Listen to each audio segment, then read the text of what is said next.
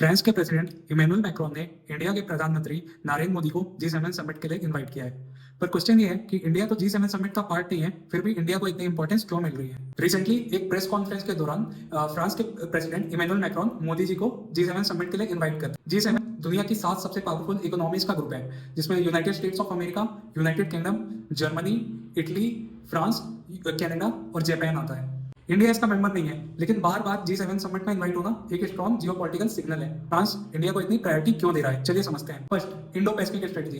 France को Indo Pacific region में एक स्ट्रॉन्ग प्रेजेंस चाहिए। इंडिया चाइना का यहाँ पे एक बहुत ही बड़ा अल्टरनेटिव है जिसमें वो भरोसा कर सकता है। दूसरा, डिफेंस पार्टनरशिप। फ्रांस और इंडिया के बीच में डिफेंस पार्टनरशिप हो, चाहे वो रफाल हो, चाहे सबमरीन्स हो, चाहे टेक प्रोजेक्ट्स हो, चाहे अभी रिसेंटली टाटा और एयरबस का जॉइंट हेलीकॉप्टर प्रोडक्शन डील हो। फ्रांस इंडिया को केवल एक बायर नहीं देखता, एक स्ट्रेटेजिक पार्टनर के रूप में भी देखता है। तीसरा, global voice of south. India आज की डेट में ग्लोबल वॉइस ऑफ साउथ बन चुका है। इंडिया डेवलप्ड नेशन और डेवलपिंग अंडर डेवलप्ड नेशन के बीच में एक ब्रिज का काम करता है।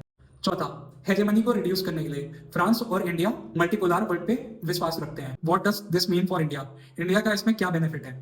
पहला, इंडिया की ग्लोबल प्रेस्टीज और बार्गेनिंग पावर वर्ल्ड के सामने आएगी। दूसरा, डिफेंस पार्टनरशिप में स्ट्रॉन्ग एक्सेस होगा। तीसरा, चाइना के इन्फ्लुएंस को काउंटर करने का बहुत ही अच्छा सॉल्यूशन है ये। चौथा, ईयू के साथ रिसेंटली अभी जो फ्री ट्रेड एग्रीमेंट हुआ था उसमें भी बेनिफिट मिलेगा। अब इसके क्या कॉन्स है? इंडिया को किस चीज से सावधान रहना चाहिए? पहला, इंडिया को वेस्ट और रशिया के बीच में एक बैलेंस बना के चलना पड़ेगा। दूसरा, जी7 कंट्रीज की पॉलिसी कभी कभी डेवलपिंग नेशन के अगेंस्ट में भी होती है। कंक्लूजन, इंडिया जी7 समिट का मेंबर नहीं है, बट इंडिया को जी7 समिट का इनविटेशन आना ये दिखलाता है कि आज के 21वीं सेंचुरी के वर्ल्ड में कोई भी स्ट्रेटजी विदाउट भारत इनकम्प्लीट है।